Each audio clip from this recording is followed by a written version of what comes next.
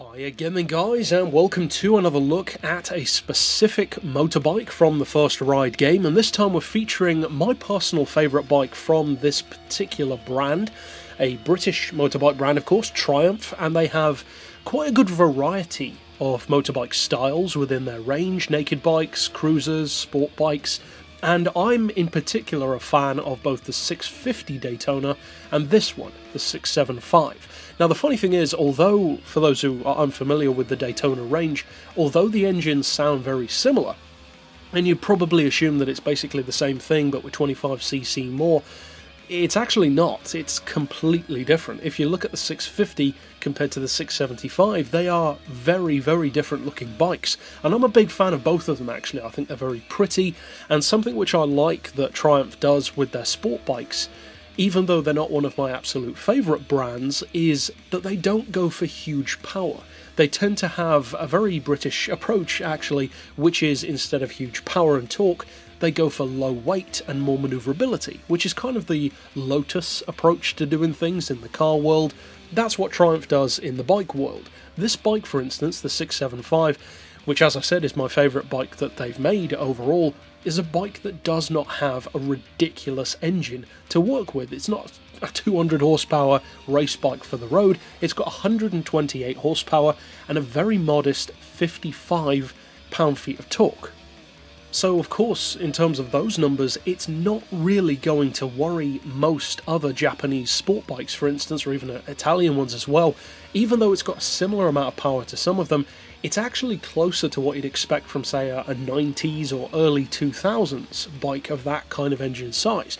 But it's such a lightweight machine. This bike only weighs 167 kilos, which is really good. That's around the same kind of weight as something like a Yamaha R1, which of course has the much bigger engine, but is also a very, very lightweight bike for what it is. And this is still a little bit lighter than that one, about 4 or 5 kilos less.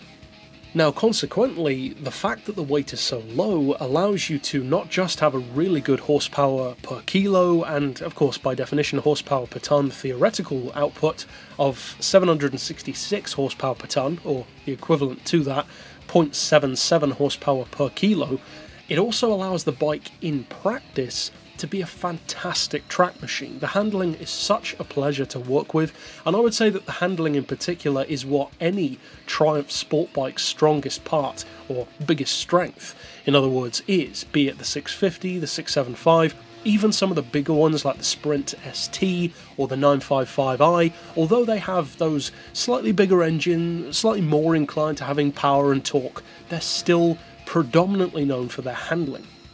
And these two, the 650 and the 675 in particular, I would say are the shining stars in the range. Now, we don't have the 650 in the game, but we do have the 675, and it's an excellent sport bike, especially if you're looking between, say, 600 and 750cc, because it kind of has the best of both worlds in effect. It's the kind of weight that you would want from a 600, but again, it's got the kind of performance which is closer to some 750s. Even though it doesn't have massive power and torque, what it does with it is really good. The acceleration is strong, it's a relatively compact bike, Ducati 748 style, and of course anything that's like that is going to appeal to me.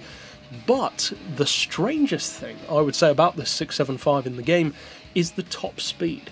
It's no way near what it can do in real life, or at least this one that I'm riding in the game without really any tuning has that huge deficit, because in the real world the 675 can do about 160 miles per hour or more, close to 165 I believe in some cases.